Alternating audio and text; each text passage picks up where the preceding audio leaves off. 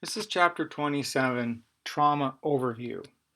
So we look at what's called the mechanism of injury. And what we're doing is we're kind of checking out the kinetics of trauma. So what we look for is what happened to the patient, how far did they fall, how fast were they going, how big was the baseball bat. We look at what happened. If we're looking at what happened, we can determine, we can approximate the potential energy that the person was subjected to, and then potentially we could say that we might have a good idea of what areas of their body might be injured and how severely.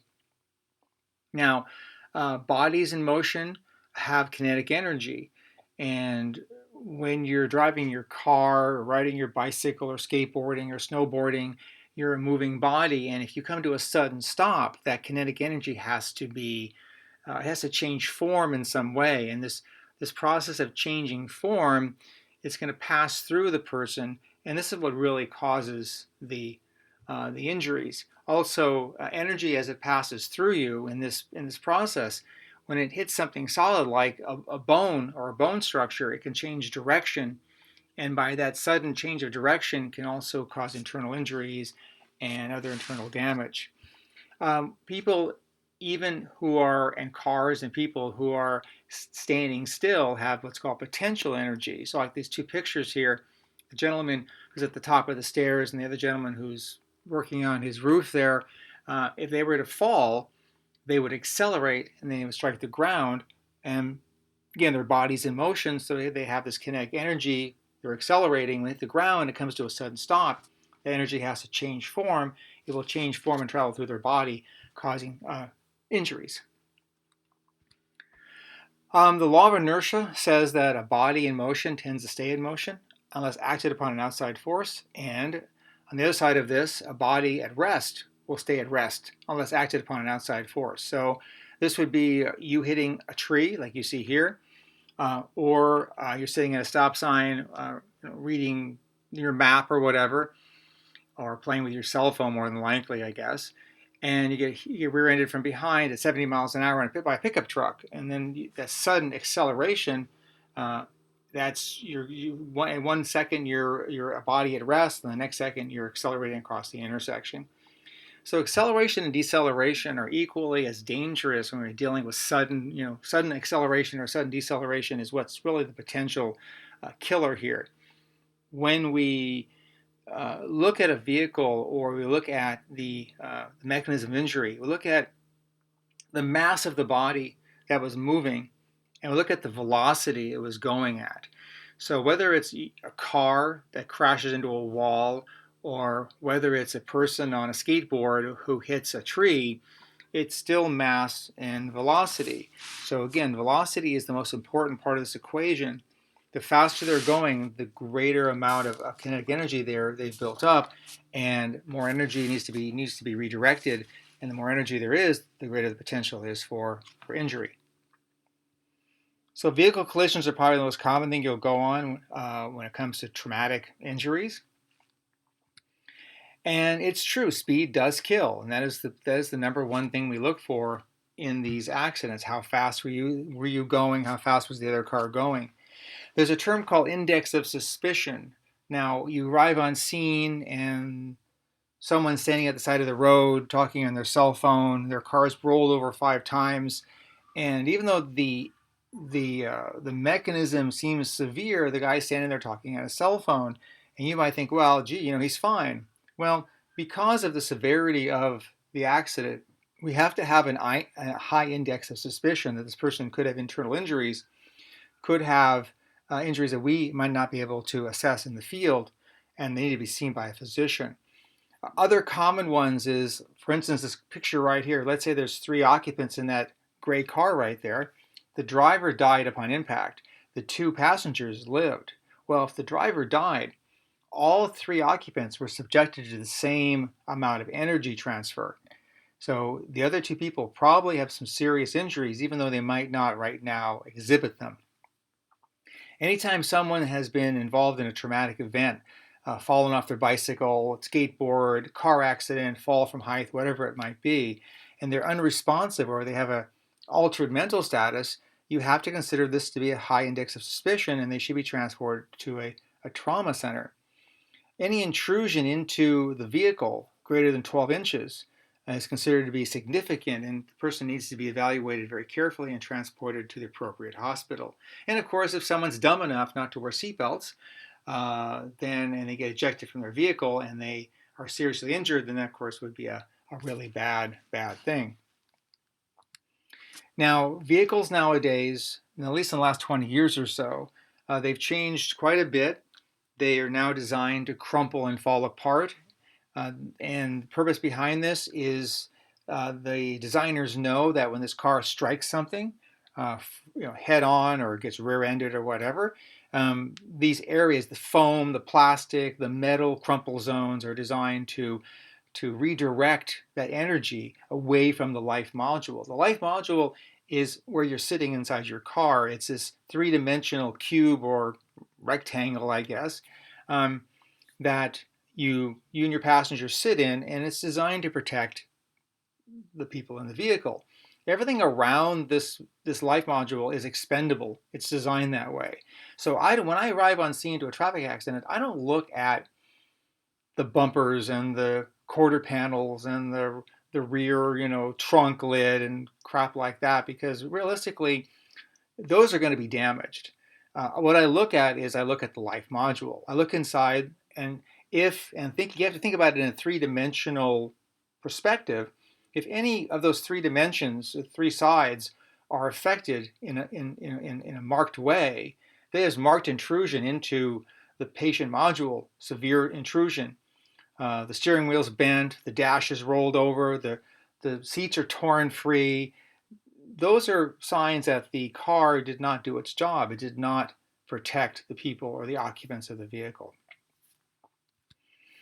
Now, when it comes to vehicle collisions, and this can apply to other things as well, and I'm not just talking about front end collisions, I'm talking about any auto collision, and this might even apply to a motorcycle or anything else. But ultimately what happens is when you're driving at 60 miles an hour and you slam into a brick wall, the front of the car stops suddenly, but the back of the car keeps going.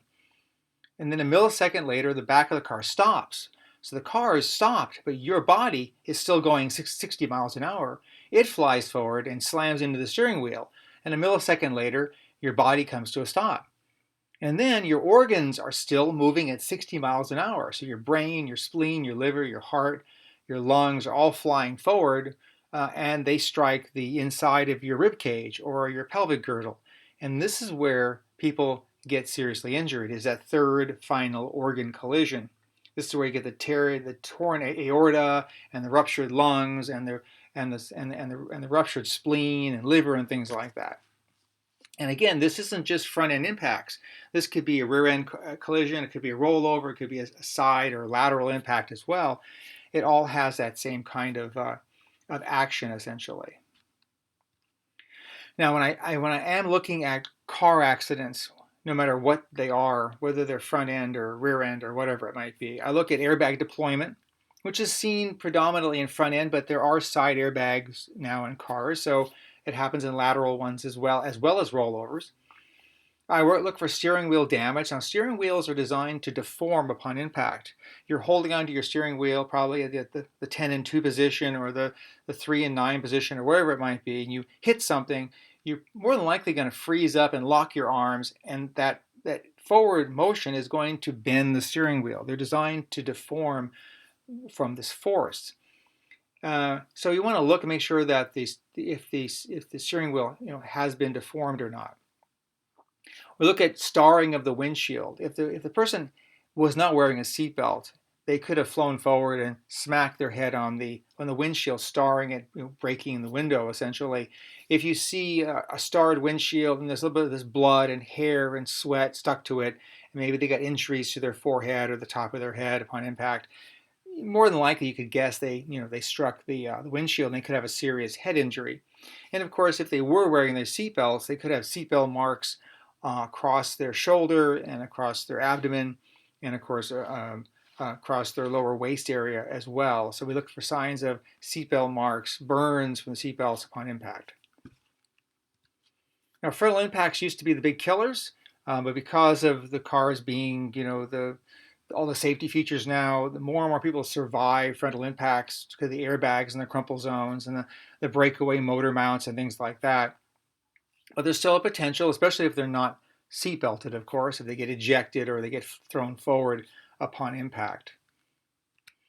Rear end impacts can be equally as lethal.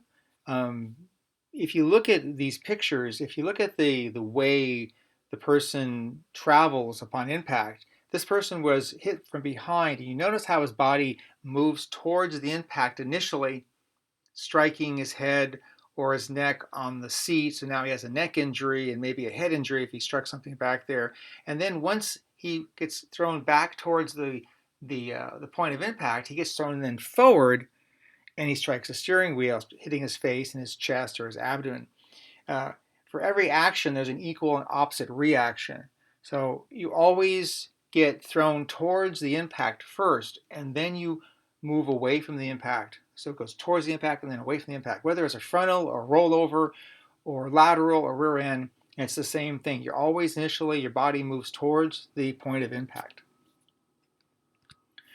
Lateral impacts, now again, these are the real killers now because the car doors, even though they have anti-intrusion bars in them, they're supposed to be safe and they're supposed to be heat-treated bars and everything like that.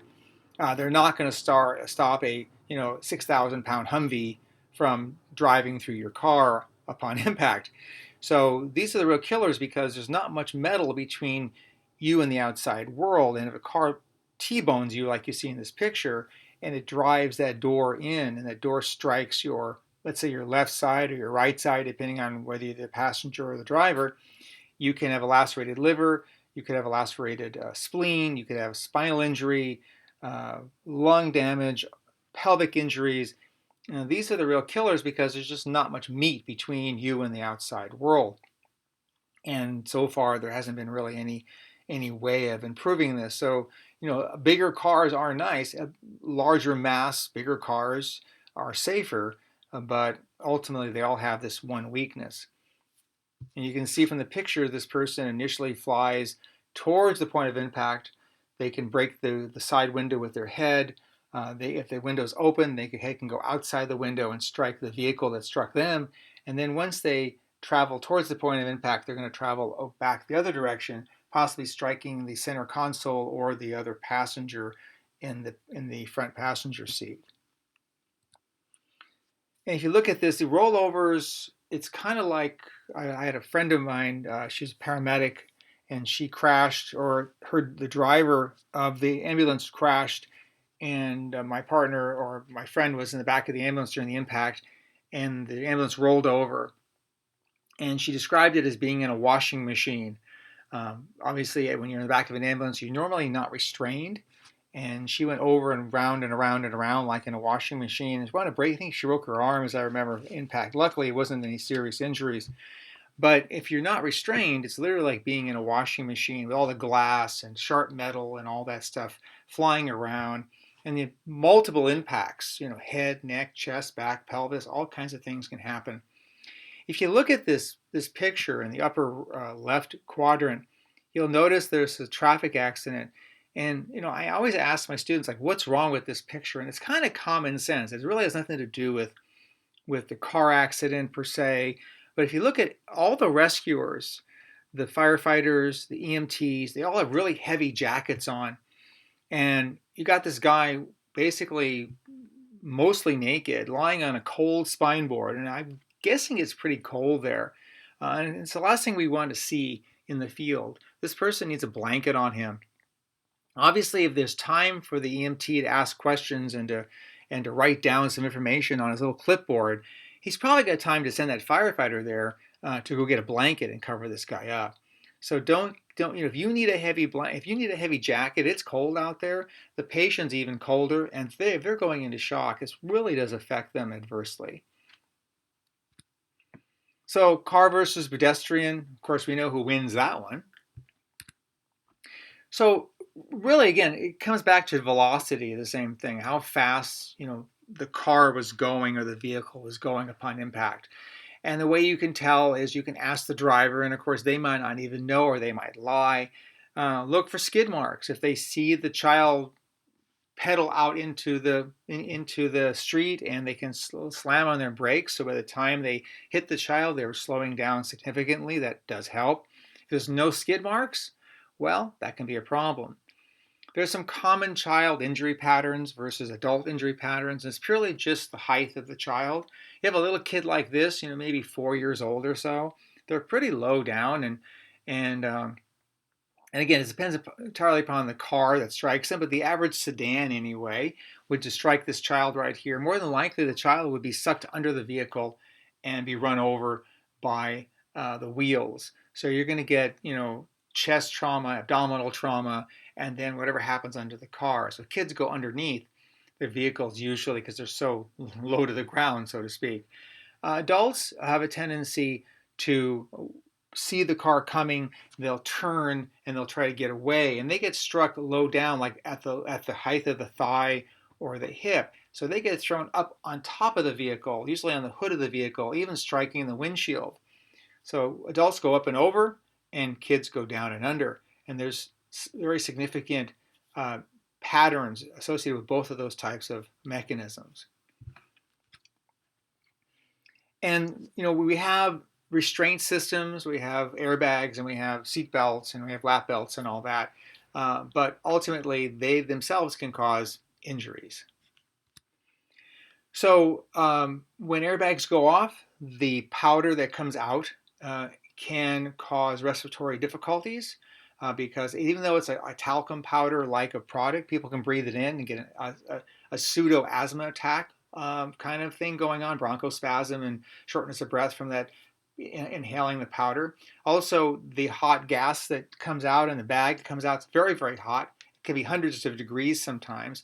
And people get facial burns and arm burns from this. So first, second degree burns usually from these. And you can see from these two people here, you can see the seatbelt mark on this gentleman here. He appears to have been probably the driver of the vehicle. And the impact was so great that it actually caused an abrasion all the way down from his shoulder, all the way down across his liver and to the right side of his body. So he could have broken ribs, he could have a broken clavicle, he could have a lacerated liver. And you can see that they can cause seatbelts can cause problems as well. And this person right here, even though her underwear is questionable, but again, this is that lap belt burn. And if she were maybe pregnant and if she was a couple months along in pregnancy, this could actually cause some serious internal bleeding from this. And even if she weren't pregnant, she could have ruptured her intestines or other parts of her organs, causing internal injury. So even though seatbelts are there to help us, airbags are there to keep us safe, they can actually cause injuries themselves.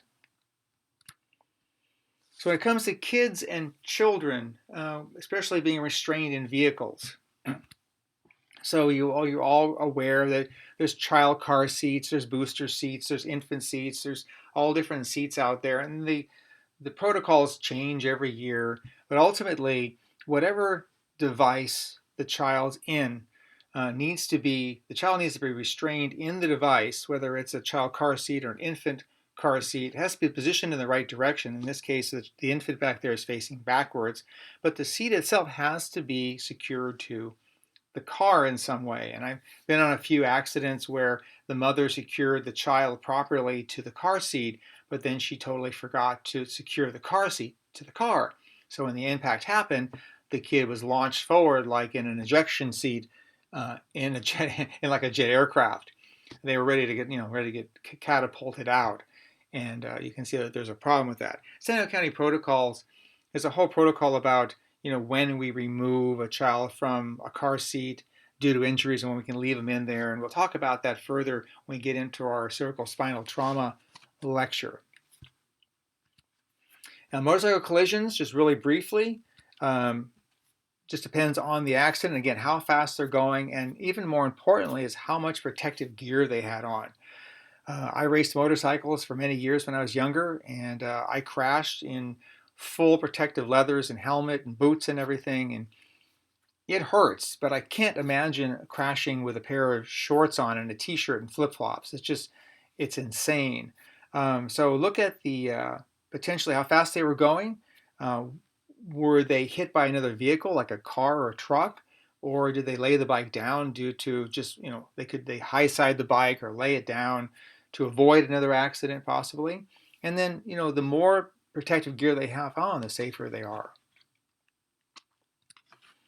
When it comes to falls, falls are another call that we go on pretty frequently. And what I look at, with this is, my first question is why did they fall, of course, and what did they land on and how far they fell. That's probably the big ones here. But then you think about the hyperflexion and the hyperextension of their spinal column. So someone dives into a swimming pool and hits their head on the bottom of the pool, and you can cause spinal cord injury. The same thing with falling down a flight of stairs or getting rear-ended in a car accident can all hyperflex, hyperextend the spinal cord, spinal column, leading to a spinal cord injury.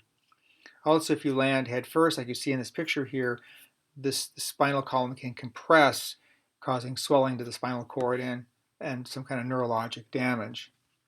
So again, knowing how they fell, did they tumble, did they land head first or feet first, might tell us the severity or what areas were injured. Also, the same thing applies is when this woman here who went head first into the swimming pool and she hit her head came to a stop, but her body kept going. So her body compressed, causing the compression injuries, but the organs were moving as well. She could have organ damage if there's severe enough velocity involved in the process. When it comes to low velocity injuries, these are penetrating injuries. Usually we're talking about a knife, rebar, an arrow, things like that. Really depends upon the size of the weapon, meaning how big a knife it was, how long it was, how wide the blade was, also how deeply it was inserted, and in what area of the body it was inserted, the underlying organs. So one thing about low velocity injuries from these weapons is normally the injuries are limited to the path of the weapon itself. Meaning that if you have a knife that's 1 inch tall by 1/4 inch wide by 8 inches long, it goes in 4 inches. It's pretty much going to be the actual cavity created by this injury is going to be 4 inches by 1 inch by 1/4 inch. So you can see where it's limiting to a very small area, and there's very little cavitation due to this penetrating trauma. Now, on the other hand, gunshot wounds, when bullets leave a weapon, a rifle or a handgun, they have very high velocity, and they travel a certain distance depending on how close they are to the patient and what size the weapon is. When it strikes the patient, it has a lot of velocity, hundreds of maybe even thousands of feet per second in velocity. And when it enters the human body, this energy creates a false cavity. It causes an expansion of gases and it spreads, even though the bullet might be only 1/4 of an inch in diameter and only a 1/2 inch long. This little tiny projectile can create a very large cavity, creating a lot of injury to surrounding organs.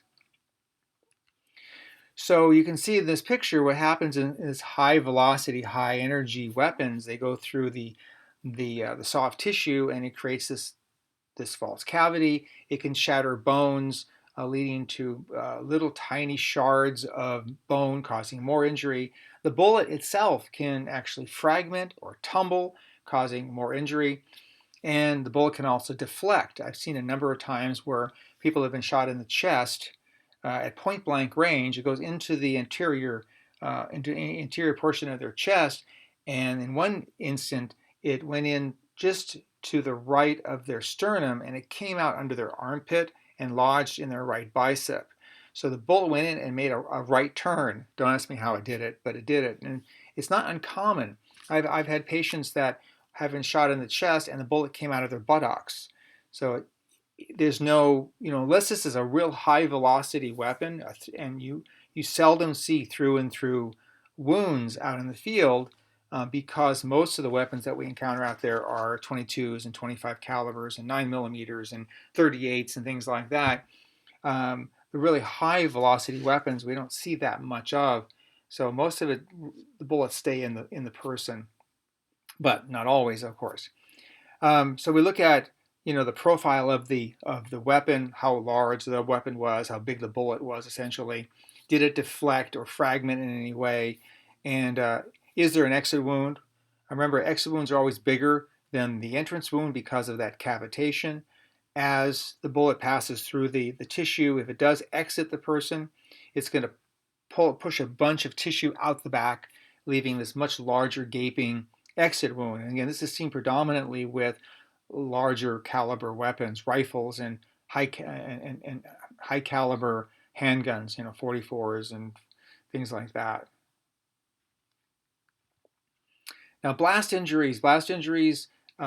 This is expanding gases, so some kind of explosion, whether it's gasoline or dynamite or natural gas or whatever it might be. There's 3 phases of all blast injury patterns. So there's the initial expansion of gases, and that expansion of gases leads to a change in the atmospheric pressure, a sudden change in pressure.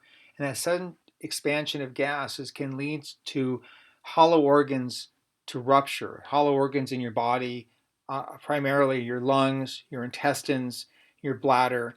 They will basically pop, and this is the main reason why people usually they die from the initial expansion of gases. So phase 1 is this expansion of gases caused by the initial explosion, and of course, if the explosion had some type of shrapnel effect, whether on purpose or not, these bits of pellets or rocks or stones or glass or whatever it might be, expand with those gases. And the second phase of all this is the penetrating trauma created by this shrapnel from the blast. And then there's the tertiary phase, the third phase, which is the expanding gases. The pressure wave pushes the person back and throws them back against the floor or against a solid object.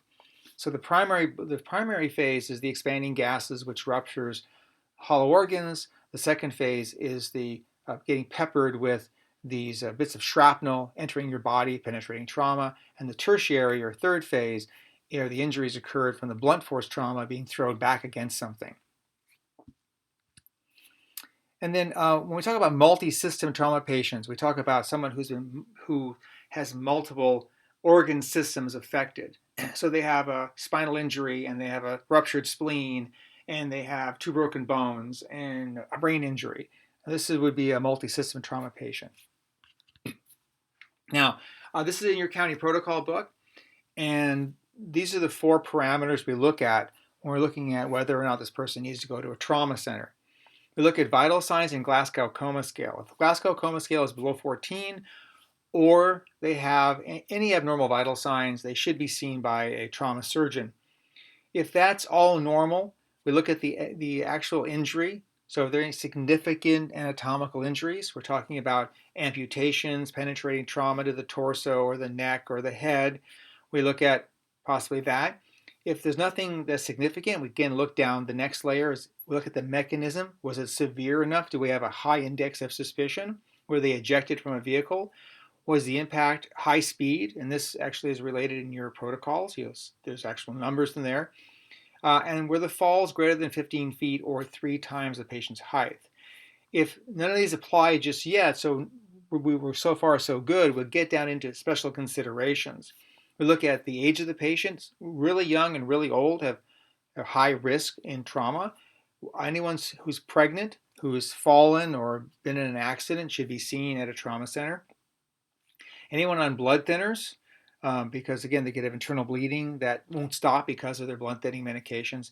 And if you have a person trapped in a car and it takes you 20 or 30 minutes to extricate them due to the damage to the vehicle, even though they're stable patients, just due to the fact of the amount of damage to the car should send them to the trauma center. So if they fall into any one of these 4 categories, they should be considered to go to some type of trauma center for evaluation. And 2 more terms, golden hour is the 60 minutes from the time the injury occurred to the time they get to a trauma center, into a surgical suite, or into the trauma room, should be within that hour. Anything outside that hour increases their chance of dying. There's also the platinum 10 minutes, and the platinum 10 minutes is you should be arrive on scene, package your patient, and transport within 10 minutes. We're not going to sit at scene waiting for the whatever. Essentially, we want to get them moving to the hospital. So 10 minutes is a long time at scene. You should be well away on the way to the trauma center within a few minutes if everything works out right. And again, if we have this high index of suspicion, whatever the cause, if you just have a funny feeling about the patient, you have a concern about the patient, just based on your instinct, take them to a trauma center. They would never fault you for erring on the side of caution for the patient. Now, I just want to cover this really quickly. So, San Diego County trauma catchment areas. There's these areas the county's divided up into. Scripps La Jolla is that kind of brown area along the coast. You can see Palomar is a big purple area. You can see Sharp, and then there's Mercy. It's kind of the reddish orangish area, and then down below here is UCSD Hillcrest. These catchments are very coveted. These hospitals, if you're in their catchment, they want that patient. It has to do with a number of things, mostly money. Sharp Memorial is also the base hospital for Children's Trauma Center. So if you have a pediatric trauma patient, you would then contact Sharp Memorial Hospital, and then you would transport the child to Children's Hospital, which is just right around the corner from Sharp Memorial Hospital. Anywhere in the county, if you have a critically injured child, they should go to Children's Hospital. And again, you would contact Sharp Memorial for direction on that. And then finally, we're done with this. And I love this picture. I don't know why.